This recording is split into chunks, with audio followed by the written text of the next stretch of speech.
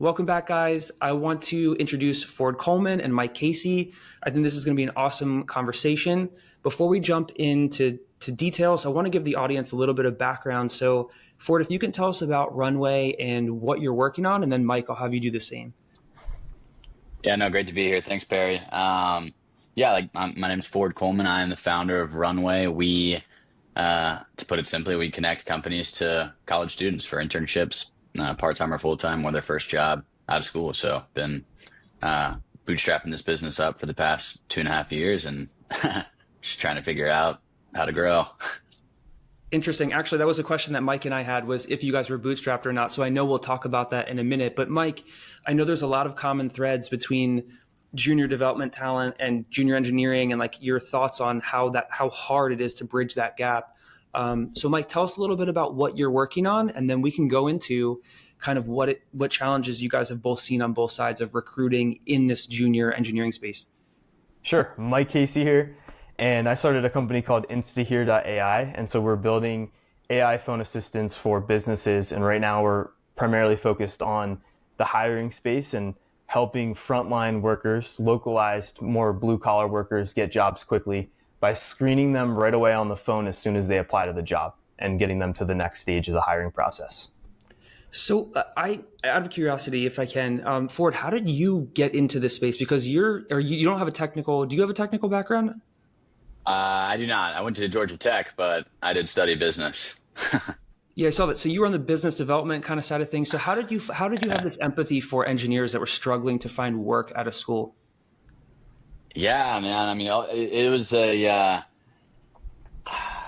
I graduated college, I got into kind of like wanting to start, like a tech company, I guess. That's why I went to Georgia Tech too, I wanted to be entrepreneurial, but I wanted to be on the tech side of things.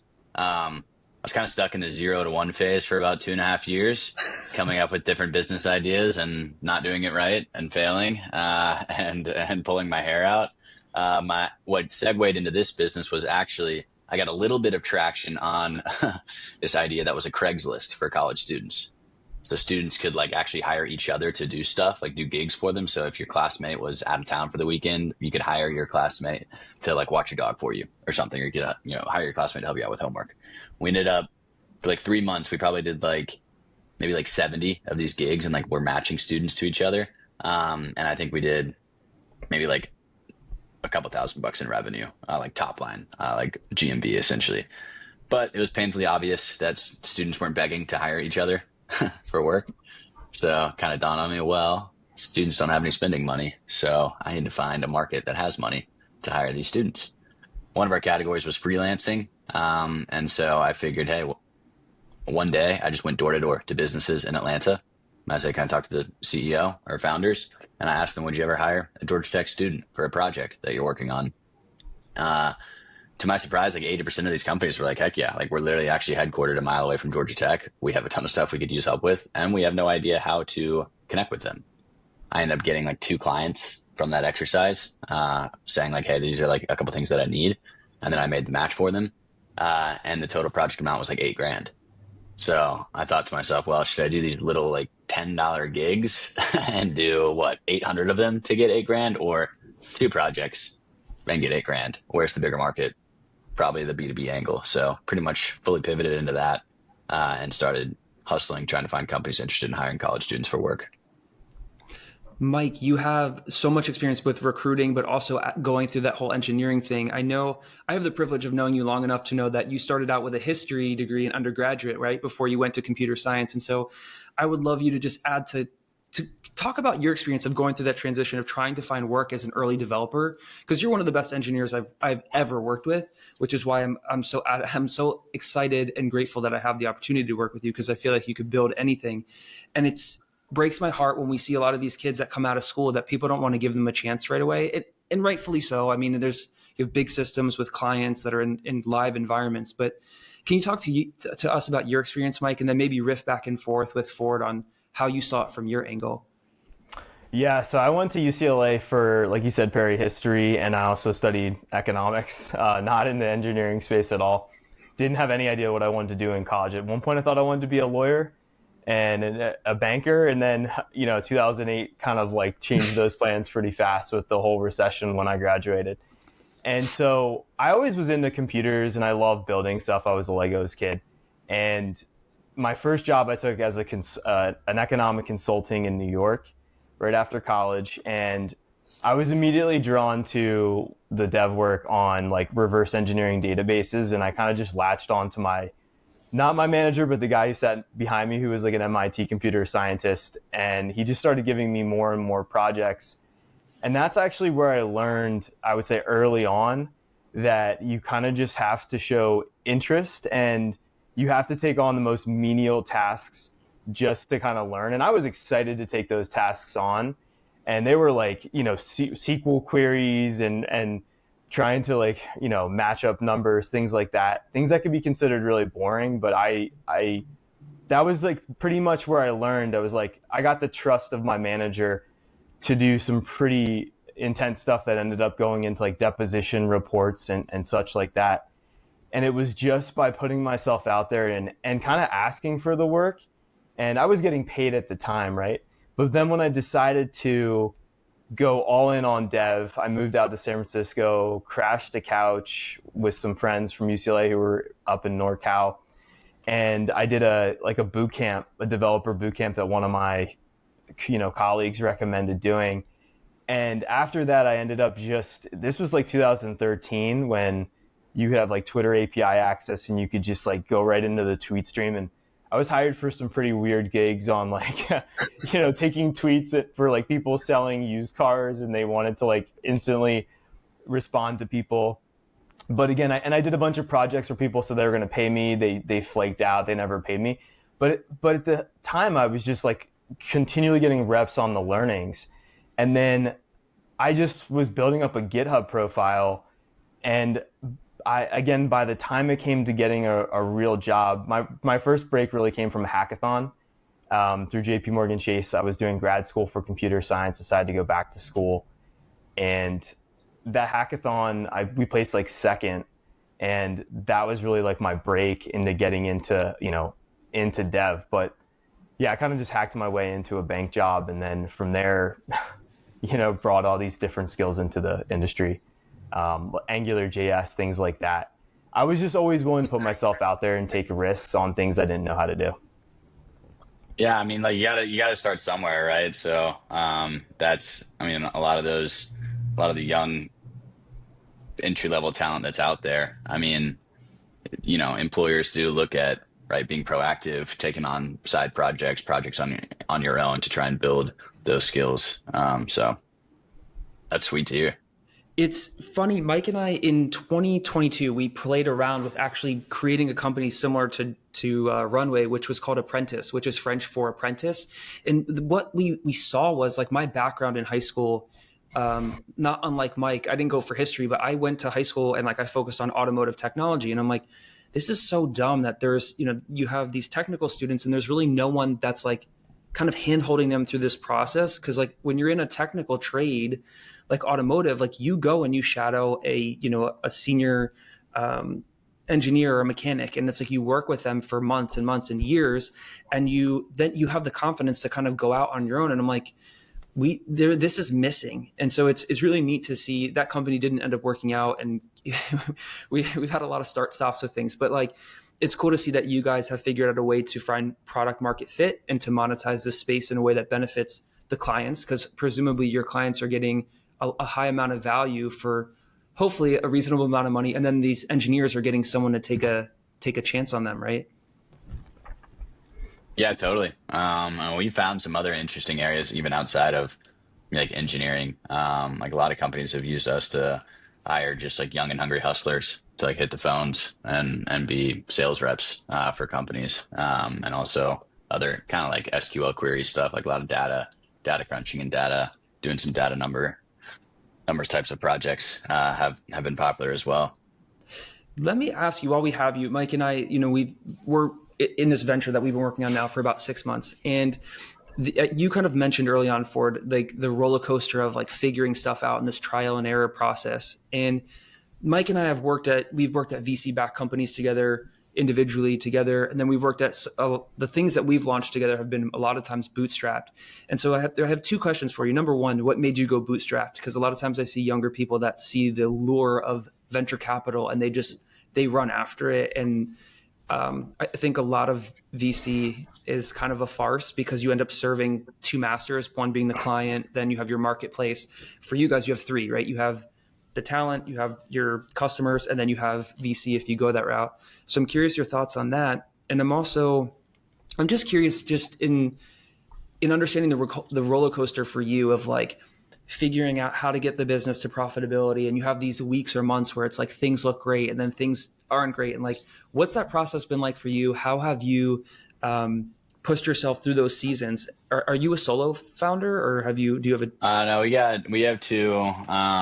There's three of us that are founders, and we leverage obviously some contractors overseas to help us with things, kind of on an as needed basis. But yeah, man, I mean, really kind of in the early days, this company had started as a bit of a side hustle. Like I had a corporate job up until it's actually almost my 1 year anniversary from having that corporate job, but I had a corporate job for about the first year and a half of building up this business. Now, the corporate job was actually more like my side hustle and my business was my main hustle, but unfortunately the business wasn't paying me at the time. I'm sure there's some people out there that can maybe relate to that. But that was pretty crucial to like be patient with bringing money into the business. And then at the point when, I left the corporate job and have enough money coming in the business to sustain myself, it's like, okay, well, is bringing in like a $500,000 pre-seed investment. Like number one, what am I really going to spend that money on? Like, I just need to I don't really know. And so like, why would I be raising money if I don't exactly know what I'd be spending it on? Sure, I could go hire a couple of sales reps and like grow my, get maybe some quick wins, but it doesn't seem like a very, like scalable, it feels like I would just burn the cash super fast and really maybe not figure things out, and put myself in a bad position. So I think like my mindset was, okay, like, let's just figure it out ourselves. I'm not going to hire someone else to do something that I haven't figured out yet. Yeah, I think that's huge. Alex Ramosi talks so much about having like, whether it's a marketing agency or whatever, like teach him how to do the thing, because it's like, if you don't know how, whether it's ads or whether it's some part of the business operates, if it's critical to the business, it's like, you'll always have debt in that arena to like pay somebody else and you really don't have control over it. It's like, you're in New York, right, Ford? Yeah. Yeah. So it's like a lot of times the restaurants in New York, they have the landlord will have some kind of deal with them to own partnership, because it's like the better they do, then the landlord can easily jack up the lease, on the renewal. And so it's like kind of that relationship. So right. I don't know. There's so many things that I wanted to ask you. I think Mike and I, there's so much overlap between what you guys are working on, like in what we're trying to accomplish. The recruiting space to us seems like there are so many opportunities for improvement, but and we've also built a couple of tools in the HR space, and it can be hard to break into. I'm curious to know, Ford, how you've found a foothold into HR, because a lot of times, are you working at the founder level a lot, and that's where you get buy-in? Because sometimes talent and in HR and recruiting, it can be a little bit like, well, this is what we've always done, and not so proactive to change until something is really broken. Yeah, that's a good question. I mean, something that we're still kind of actively figuring out. Let's see. Sorry about this. My video is down. There we go. I'm back. So I would say, number one, we have, reached out to a little bit more of like your SMBs, companies that probably don't have like an established HR process and system yet. And that was purely just because it's easier to get yeses or quick no's, and not get distracted or do long sales cycles. But as we like scale up our business, our strategy is to go up market, and work with bigger and bigger clients. And I would say, from tapping into HR, I mean, what we've seen being successful when it has come to working with bigger businesses that have an HR team has been actually like, most of those have come inbound from like our organic content strategy. So I've done a lot of cold outreach to HR professionals in the past, and that hasn't really been that successful. But It is a challenge, right? And there's like, we're actually working on potential deals with like big enterprise level companies that are doing like tens of billions of dollars in revenue.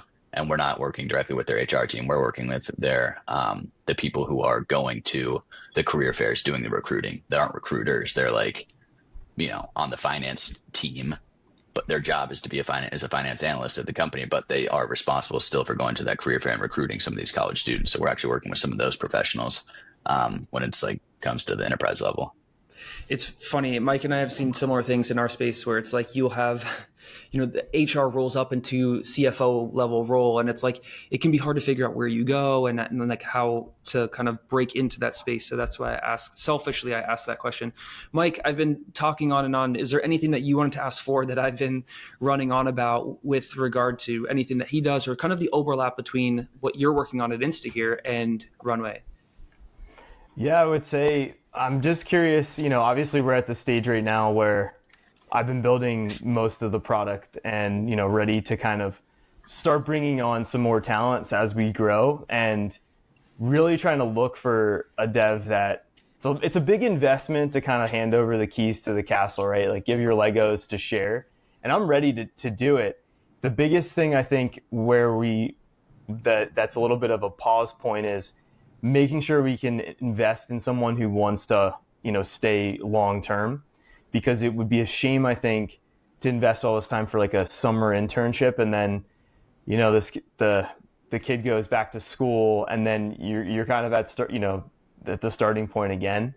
And so, but it's always a risk, right? To find that right person, and that's why an internship is really a cool way to basically see how that person fits in the culture and what their work ethic is, because you never really know what somebody can produce, or also just their attitude towards learning, right?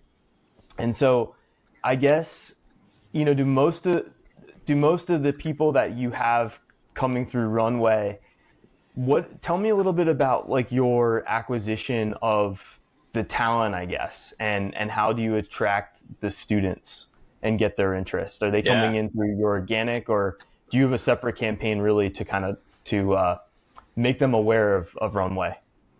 Yeah, honestly, I mean, and to kind of touch on one of those points, most clients, most customers that have used us have been more successful when they have kind of those systems that are in place. You might not, probably for someone who you want to be like your lead engineer for, the next 2 or 3 years, probably not a great fit to leverage us. But if then your lead engineer, needs to offload some things so that they can, focus on, bigger picture engineering tasks, then we'd be a good fit there. But essentially, for acquiring talent, we host all sorts of career fairs throughout the year across the states in like big cities like Austin, Boston, Atlanta, New York. So that's been one mode of attracting college students, and that's kind of like a free thing that we do in the community. We don't really get paid for any of that. We just invite companies to come in for free and to talk to the students, and we run it all through our marketplace.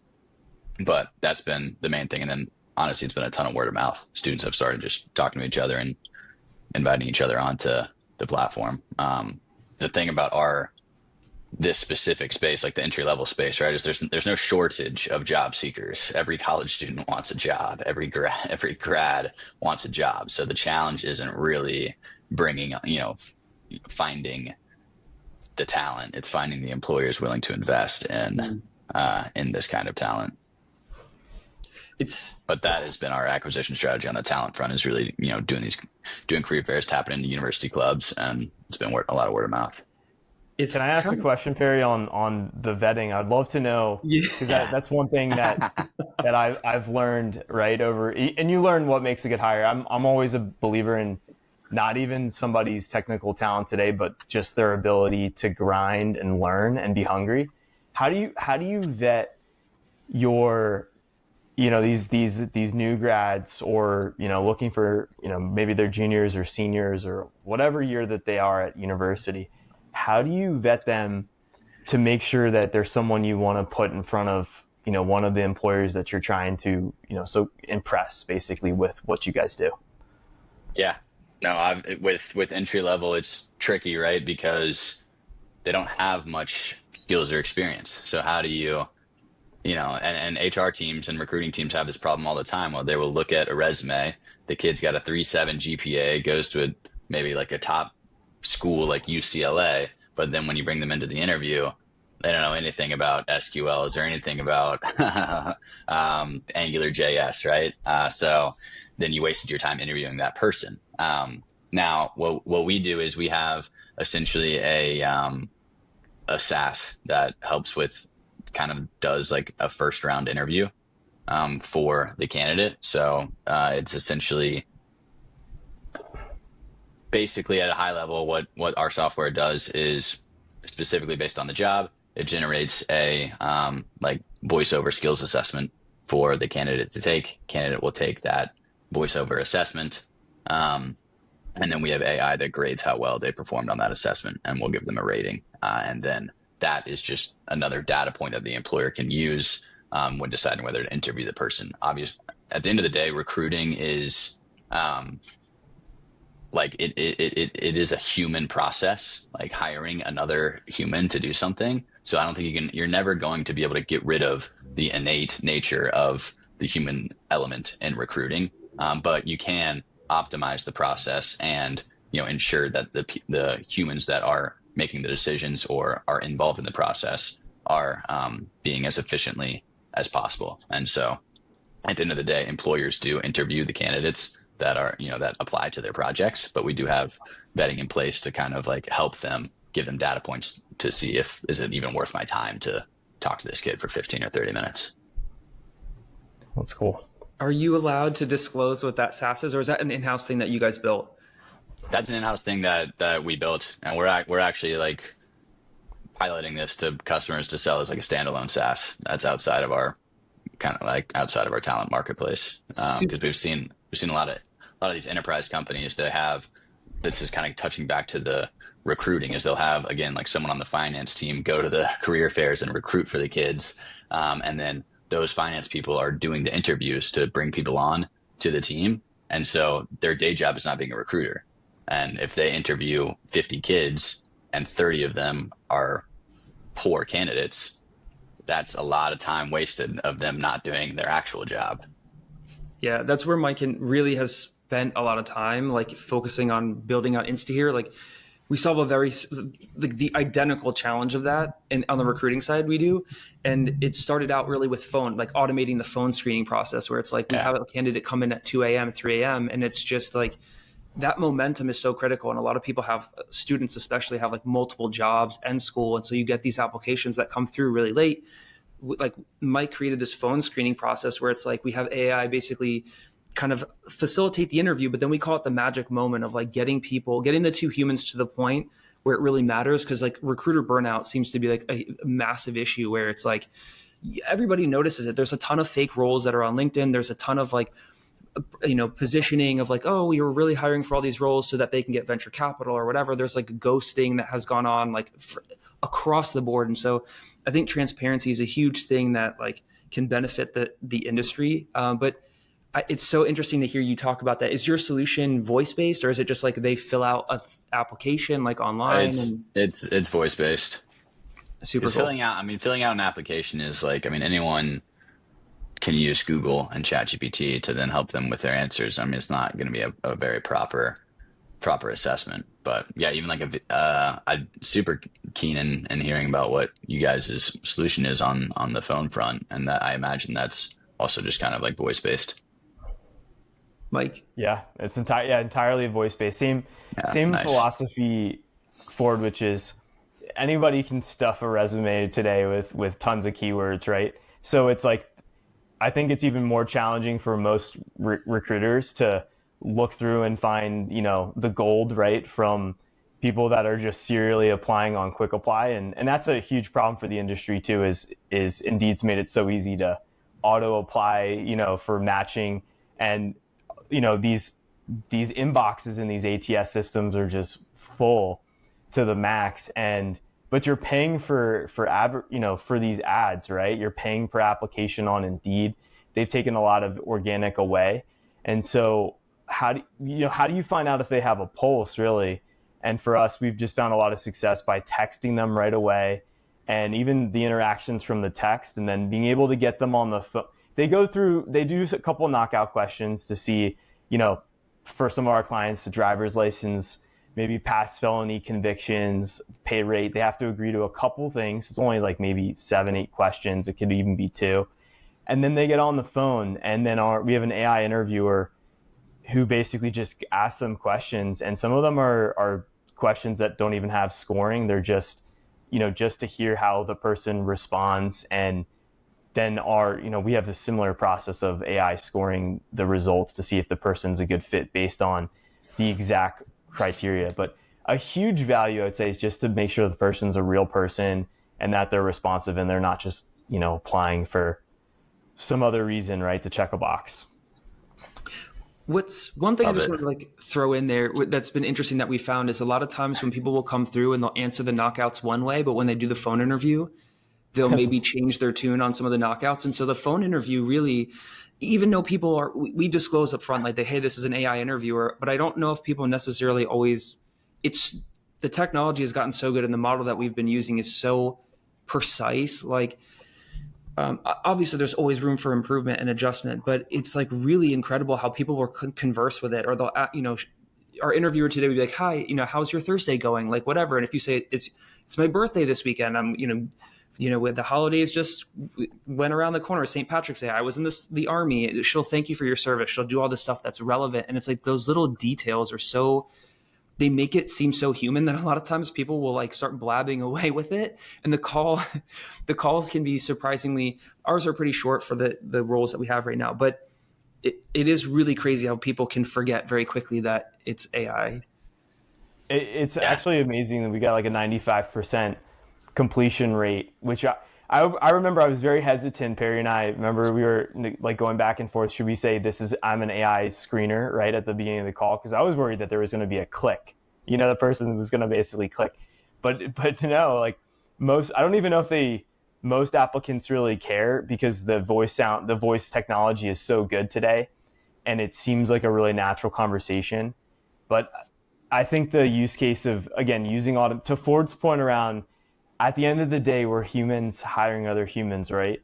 All of this technology is really just to get that connection to happen as quickly as possible, because the worst use of a recruiter's time is to play phone tag, coming in at 9 in the morning, trying to go back through. People aren't available, they're at work. It's so nice to be able to have that process happen whenever, on demand, essentially, is what InstaHere's value is. They can interview whatever time's convenient for them, and then the results just go back into the ATS, and it filters that inbox down just a little bit. And I would say it's never fully going to replace the humans. It's just taking the menial work off of the recruiter's plate. Ford, Mike, we're getting close to time here, so a couple of things I want to do to wrap up. Ford, where can people find Runway? Where can people learn more? And who is your ideal customer? Who's listening to this? Who would be a great person to reach out, whether they're the talent or what kind of client is your ideal client, and where can they find you? Yeah, you can find me all over social media, LinkedIn, YouTube, Instagram, Twitter, at Ford Coleman. I'm all over all those platforms. And yeah, our ideal customer is either, entry-level recruiting teams that are trying to only interview good fits and optimize their interview process, or maybe Series A, Series B startups that are growing, that are having trouble sourcing entry-level talent and are looking for BDRs or young and hungry software engineers to crank out some work for them. Well, Mike and I might be reaching out for some SDR help or BDR help. We'll have to see. But Mike, anything else that you wanted to add, or any questions that you have before we wrap up? No, I just want to say I think Ford, what Runway does is awesome, because there's so much really good talent out there that is just unmatched, because most people in my position hiring are looking for someone that's got the skill, that can come in the seat right away and just understands how to do it. However, a lot of times that person isn't a great long-term or cultural fit for what you're looking for. And so I think it's really neat. That's definitely something I've been passionate about, and it's really fulfilling when you see someone come in that has imposter syndrome, but the talent's there. You can see the gold under the surface, and then just giving them a project to work on, seeing them succeed, and then getting the confidence and taking the training wheels off it feels really good to kind of give back and mentor that person. So really passionate, because it's a huge problem in the engineering space. There's so much bias against people that have no experience. It's like the chicken before the egg, right? It's like, how do you get your first credit card if you don't have a credit score, right? Someone's got to give them a chance. And you have more CS majors than ever, at least on the tech side, that are flooding the market. And they need some place to go after spending all that money on the degree. And so the CS doesn't teach what's practical for software engineering jobs, what you need day one. So I think it's awesome what you're working on. So yeah, I'm looking forward to staying in touch, hearing what we're in similar space. So we'll have to trade learnings on how to best get recruiters their most optimal fits to interview. Fair enough. Well, with that, guys, we'll wrap for this session. And thank you, Ford, for coming out, making the time. Mike, thank you for making the time as well.